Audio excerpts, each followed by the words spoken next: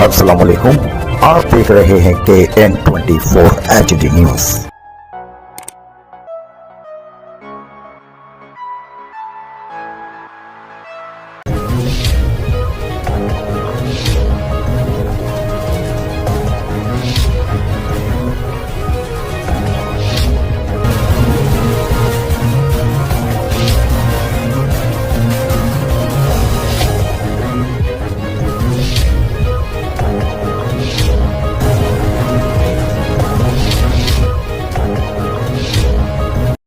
आज हमारे साथ मौजूद हैं पाकिस्तान की मारूफ शख्सियत जनाब रिसर्च एंड कोऑर्डिनेशन सेल के इंचार्ज जनाब काबिल एहतराम लाल बख्श भुट्टो साहब। मौजूदा सूरत हाल पाकिस्तान की शहर कराची की और इस वक्त जो नई नस्ल ये भूख से मर रही है, इसी सूरत हाल को लेकर और लाल बख्श भुट्टो साहब हमें बताएंगे कि कराची में क्या पहले कभी जुल्फ़िकार भुट्टो साहब के दौर में, उसके बाद बेनज़ीर भुट्टो साहिबा जो कि शहीद हमारी मोहतरमा, कभी इनके दौर में ऐसा हुआ? अस्सलाम वालेकुम सर। वालेकुम सलाम जनाब।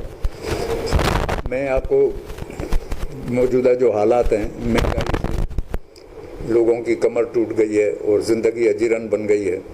मैं अपने पाकिस्तान पीपल्स पार्टी के कायद शहीद जुल्फ़िकार अली भुट्टो के दौर में कुछ बातें मैं आपसे शेयर करूंगा।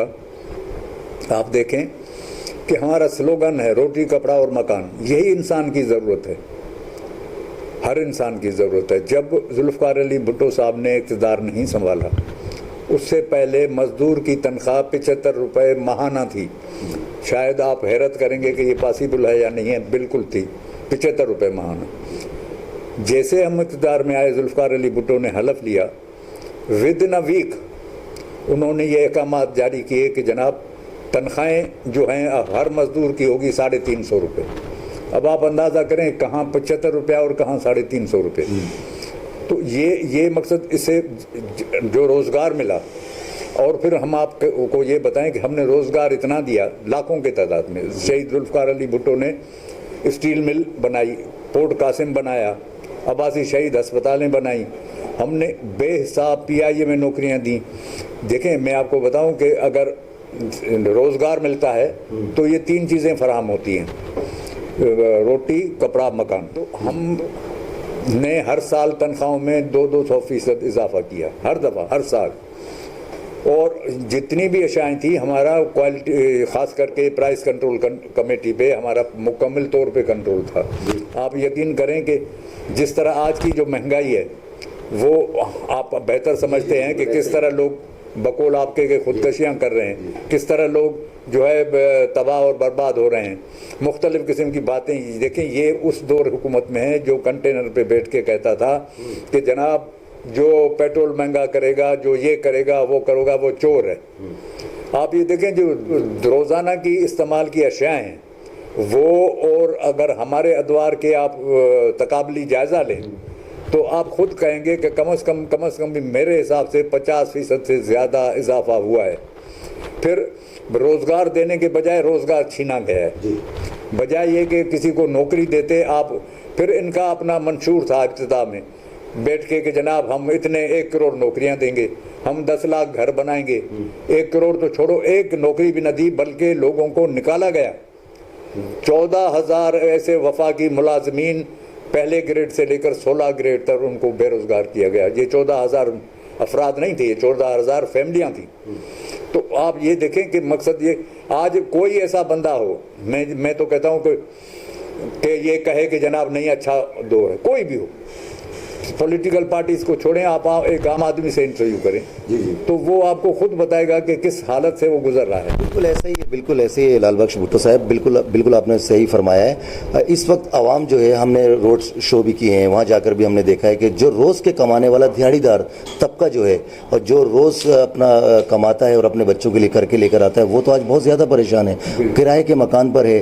बीबी साहिबा ने जो काम किया, मैं एक अर्ज़ करूँ, मोहतरमा ने खुद एक खातून होने के नाते पहली मर्तबा असेंबलियों में और लोकल बॉडीज़ में उन ख़वातीन को नुमाइंदगी देने के लिए इजाफा किया।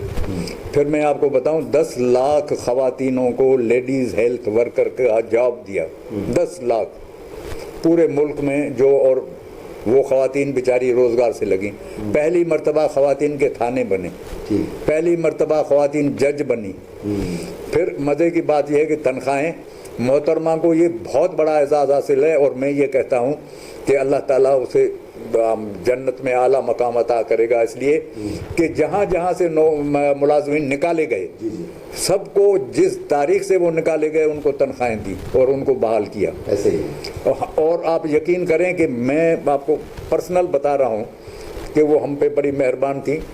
34,000 डॉक्टर मोहम्मद खान जूनियर जो ने एडाक बेसिस पे अपॉइंट किए थे, तो हमने उनसे कहा कि बीबी उनको हटा दिया गया है और आप 34,000 हमारे नए डॉक्टर्स को रखें। बोला वो इंसान नहीं है, और उन्हीं को आप कंफर्म किया उन्होंने 34,000 डॉक्टर्स को। बड़ी बात। तो देखें, मैं हम रोज़गार देने वाले हैं। अच्छा, रोज़गार देने के बाद फिर मैं आपको एक बात बताऊं कि ये नहीं कि हम प्राइजेस पे कंट्रोल नहीं करते हैं, हम प्राइजेस पे भी कंट्रोल करते थे। हमारी बाकायदे कमेटियां बनी हुई थी, जो प्राइस कंट्रोल कमेटियां थी, जो विजिलेंस करती थी, हर जगह जाके देखती थी कि जनाब ये आटे का भाव क्या है या इसका भाव, और ज़ख़ीरा अंदोज़ों को हमने ठीक ठाक उनको सजाएं दी। इसी तरह मैं अब आपको बताऊं, जरदारी साहब जब आए, एक तो सबसे बड़ा उनका कारनामा ये था कि उन्होंने आइन की असल शक्ल बहाल की। 200% उन्होंने आते ही तनख्वाहों में इजाफा किया। फिर मैं आपको मज़े की बात बताऊं, जो जमहूरियत के चैंपियन हैं, जो ये कहते हैं कि जनाब जमहूरियत हमारे जमहूरियत उनके घर में पैदा ही नहीं होगी आज तक। चौधरी निसार अहमद ने असेंबली के फ्लोर पर कहा कि जनाब देखें ये बड़ा जुल्म है, 200% तनख्वाहें बढ़ाई गई हैं। अगर गरीबों की हम तनख्वाह में इजाफा करें तो ये लोग गरीबों के हमदर्द तो नहीं, ये तो मिल ओनर्स और फैक्ट्री मालकान के फेवर में काम करने वाले हैं, ये क्यों खुद भी बिजनेसमैन हैं। तो मेरा कहने का मकसद ये है कि जरदारी साहब ने 200% बहुत बड़ी बात है तनख्वाहों में इजाफा किया। अच्छा, अपने अख्तियारात, मुल्क का वाहिद सदर है जिसने अपने अख्तियारात पार्लियामेंट को दी। फिर आप ये देखें, आइन की असल शक्ल की बहाली, ये क्रेडिट भी असर अली जरदारी को जाता है जी।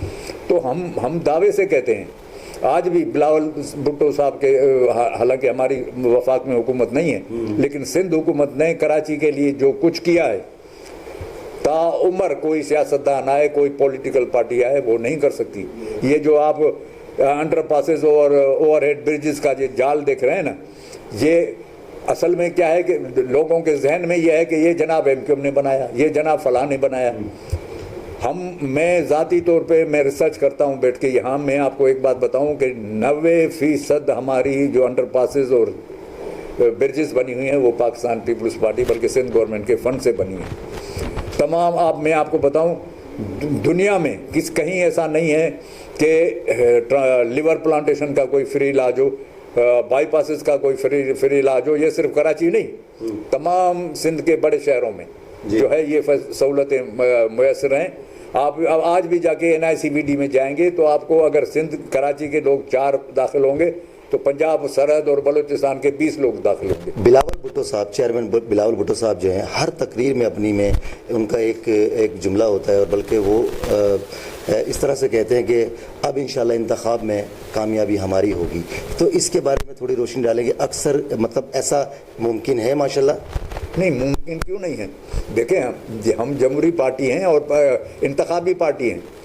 हमारा मंशूर होता है, हम इलेक्शन में जाने से पहले अपना मंशूर देते हैं, और हमारे मंशूर से मुझे यकीन है खुदा पर, और यकीन है हमारी लीडरशिप पे कि जो वो कहते हैं वो करके दिखाते हैं। मैं आपको बताऊं कि मोहतरमा के लिए हम जैसे कारकुनों ने नारे लगाए, वज़ीर आज़म बेनज़ीर जी, मोहतरमा ने नारा नहीं लगाया, कारकुन ने नारा लगाया और वो प्राइम मिनिस्टर हैं। 1 दफ़ा नहीं 2 दफ़ा प्राइम मिनिस्टर हैं। यहाँ हर कारकुन भी आज भी कहता है कि वज़ीर आज़म बिलावल, और इंशाल्लाह हम वो बिलावल के हाथ मजबूत, बल्कि मैं गुजारिश करूँगा जमहूरियत पसंद और इंसान दोस्त लोगों से कि वो देखें कौन सी लीडरशिप जो है वो इस मुल्क को इस बहरान से निकाल सकती है। आप ये देखें, मईशत इस हालत में तबाह हुई है कि इसको बहाल करना बड़ा मुश्किल है, और ये वाहिद मैं आपको बताऊं सहारा है इस मुल्क का अगर इसको अपने मकाम पर लाना है तो इंशाल्लाह बिलावल भुट्टो जरदारी को जो है हमने प्राइम मिनिस्टर बनाना है।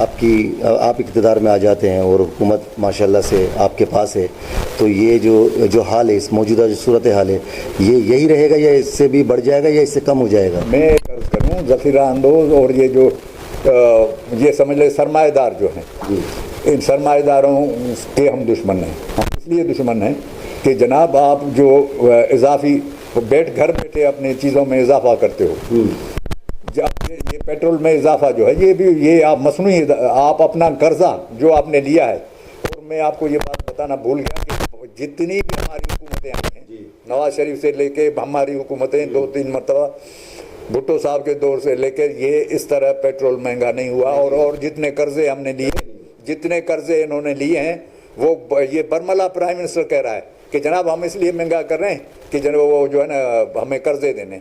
इमरान खान साहब तो अभी भी कहते हैं कि तामुल से काम लें, सब्र से काम लें, आगे बहुत अच्छा होने वाला है। इसमें कहाँ तक सच्चाई है, इसके बारे में कुछ? नहीं, हम लोग और चलें कि तामुल से काम लें, देख लेंगे हम। अभी तो बीक और खुदकशी मांग कर रहे हैं ना, फिर बच्चों के साथ खुदकशी करेंगे। ये देखें, मैं आपको बताऊं इनके जो हालात है मुल्क के, इनके बस की बात नहीं है, ये ना इनको संभाल सकते। मैं आपको बताऊं, देखें मैं आपको बताऊं, आप कितना भी स्ट्रांग हो अपने दफा के लिए, लेकिन अगर मईशत आपकी तबाह है तो आपका मुल्क तबाह है, आपका अवाम तबाह है। तो मईशत की बहाली हमारे पास इतने एक्सपर्ट्स हैं, आपको मैं बताऊं, इन्होंने बड़ी कोशिशें की। हमारे लोग जो धुतकारे हुए थे हमारे यहाँ से, वो बैठ के उनको इस्तेमाल किया, लेकिन ये आदमी अपने किसी रफ़ीक के ऊपर भरोसा भी नहीं करता। हर 8वें दिन नहीं चेंज आता है कि मैं शायद कुछ कर सकूं, लेकिन इसके बस की बात नहीं, इसके बस की बात नहीं है। हुकूमत में अपने दौर में माशाल्लाह से गरीबों के लिए नारा रोटी कपड़ा मकान, इसके अलावा बेनज़ीर साहिबा ने अपने बाप का नाम रोशन किया, उन्होंने भी एक नारा लगाया। और अभी वापसी की जब उनकी तैयारी थी पाकिस्तान में, तो उनका एक ही मकसद था गरीबों के लिए काम करना। जी बिल्कुल ऐसे ही मैं एक अर्ज़ करूँ कि जब वो वापसी हो रही थी, हमारी मीटिंग थी लंदन में, मैं उस मीटिंग में मौजूद था। तो वहाँ कुछ हमारे साथियों ने इनसे कहा कि मोहतरमा आप न जाएं, आप यहाँ से बैठ के भी अपनी पार्टी को चला सकती हैं, आपके बच्चे जो हैं वो नाबालिग हैं और ये आपको मार देंगे। ये हमारे एक दोस्त थे।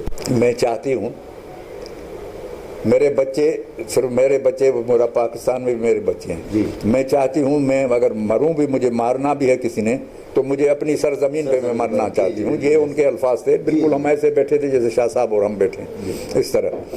फिर वो जिस तरह आई हैं, आप अगर एयरपोर्ट पे उनके फेस एक्सप्रेशंस देखते कि वो जज्बात में बिल्कुल उनके आंखों से आंसू निकले थे, बिल्कुल ऐसे। फिर जिस तरह वो जुलूस था, जितनी पब्लिक थी, वो शायद रिकॉर्डेड है, कहीं कोई इतनी पब्लिक नहीं इकट्ठी कर सका। बहुत खुश हुई थी वो। कारसाज पे जो ये वाक़या हुआ, मैं आपको एक बात बताऊं, पीपल्स पार्टी बहुत बड़ी जमात है, हम तो छोटे एक अदना कारकुन हैं। जहां भी अगर ब्लास्ट होता है ना, तो लोग भागते हैं, भगदड़ मच जाती है। भगदड़ नहीं मची, पहले तो सबसे पहले हमारे कारकुन ने उनकी गाड़ी को कवर किया, खुद चारों तरफ हो गए, लाशें उठाना शुरू की। ये किसी जमात में नहीं मिलता। देखने में आ रहा है कराची शहर में जगह जगह पे पम्फलेट लगे हुए हैं, पीपल्स पार्टी अपना तासुब ख़त्म करें, और ये तरह तरह की तंजीमें जो है, ये इसका क्या मतलब क्या है इसका? देखें आप खुद बेहतर हैं, साफ़ी हैं मैं आपको एक बात बताऊं कि इन्होंने तय कर लिया, तासुब पसंद ये लोग हैं। इन्होंने सिंधी, महाजर, बलोच, पठान को किसने लड़ा है? पीपल्स पार्टी ने लड़ा है। कत्ल गारत किसने की? कराची में लाखों लाशें गई हैं जनाब, चाहे हर सूबे में गई हैं, सबसे इन्होंने झगड़ा किया। और अगर पंफलेट लगा के ये कहते हैं, तो आप ये देखें हमारे यहाँ में, आप मुर्तज़ा वहाब कौन है? तासुब होता तो हमारे यहाँ बहुत सारे मुर्तज़ा से पढ़े लिखे लोग हैं, उसको हमने कराची का मालिक बनाया, एडमिनिस्ट्रेटर बनाया, और वो अहल है, वो कराची में दिन रात काम कर रहा है। आपको मैं बताऊं, सईद गनी ये कराची का बेटा है, कराची में पैदा हुआ, उसका वालिद कराची में पैदा हुआ, वो मिनिस्टर है लेबर का। जितने भी आप हमारी पार्टी का जो अहम सिंध का जो जनरल सेक्रेटरी है, वकार मेहदी है, ये प्योर उर्दू बोलने वाले लोग हैं और बड़े मकसद ये कि तासुब से पाक लोग हैं। पाकिस्तान पीपल्स पार्टी गुलदस्ता, अगर हम तासुब करते ना तो ये सिंधियों की जमात होती सिर्फ। फिर जनाब उसमें पठानों को भी हमने ऐसा जो दिया है, बल्कि पंजाब में भी जो हमने हिस्से दिए हैं दुनिया के 4 सूबों में, बल्कि मुल्क के, तो उसमें तो ये एक गुलदस्ता है जहाँ मुख्तलिफ ज़बानों बोलने वाले लोग इसमें रहते हैं। तासुब हमने तासुब के खिलाफ हैं, हम इतने खिलाफ हैं कि हम नफरत करते हैं तासुब। तो लाल बख्श भुट्टो साहब, अब आप कौम को क्या मैसेज देना चाहते हैं और क्या बताना चाहते हैं कि पीपल्स पार्टी आज भी गरीब आवाम के लिए हर वक्त तैयार है और इंशाअल्लाह अज़ीम हर तरह से माशाल्लाह से। देखिए, हमारी तारीख गवाह है, भुट्टो शहीद से लेकर अब मौजूदा जो हमारी पाकिस्तान पीपल्स पार्टी के चेयरमैन हैं बिलावल, हमारी जो लीडरशिप है खुदा गवाह है, हमें उन पर पूरा यकीन और पूरा भरोसा है कि वो जो भी करेंगे इक़्तिदार आया अवाम के भलाई और अवाम के फलाह व बहबूद के लिए करेंगे और इंशाल्लाह आप नताइज देखेंगे। हम इस मुल्क के अवाम से हमारी गुजारिश ये है कि आप देखें, आपने हर पॉलिटिकल पार्टी को आजमाया है, आपने हमें भी आजमाया है और इन जो भड़के मारने वाले थे इनको भी आजमाया है। आप ये देखें और इसमें आप खुद फैसला करें, अवाम ने खुद तज्जिया करना है और फैसला करना है कि कौन सी पॉलिटिकल पार्टी है जो इनको इस माशी बहरान से और इनको बेरोज़गारी से और इनको महंगाई से निजात दिलाए, वो पाकिस्तान पीपल्स पार्टी। आखिर में मैं ये कहना ज़रूरी समझूंगा कि इमरान अजीज़ साहब और वजाहत हुसैन शाह साहब, आपके चैनल का मैं बेहद मशकूर हूँ और इंशाल्लाह आप इसी तरह अगर इंटरव्यू लेते जाएंगे कि इस मुल्क की, इस शहर की एक हिस्ट्री बनेगी जो आप आगे जाने वाले नौजवानों के सामने पेश करेंगे। वो खुद फिर बड़े जज हैं, फैसला खुद करेंगे कि आपके चैनल ने कितना काम किया। बहुत शुक्रिया आपका। बस आप जैसी शख्सियत हमारे साथ मौजूद हैं, साथ हैं हमारे, और हम फिर कहाँ जाएंगे। तो अल्हम्दुलिल्लाह बस ये आपकी दुआएं हमारे काम आएंगी और मैं शुक्रगुज़ार हूँ इनकी दुआओं का। खराज तहसीन पेश करता हूँ मैं लाल बख्श भुट्टो साहब को, सैयद वजाद साहब को, कि आज सैयद वजाद अली साहब की वजह से और माशाल्लाह से आज हमारी मुलाकात हुई। हमारे जो लाल बख्श भुट्टो साहब हैं इनसे, अल्लाह इन्हें सलामत रखे, ता क़यामत रखे, हम सब के साथ रखे, गरीबों का हमदर्द बना कर रखे, गरीबों की खिदमत करने वाला बना के रखे और इस मुल्क और भुट्टो ख़ानदान का नाम रोशन करते रहें।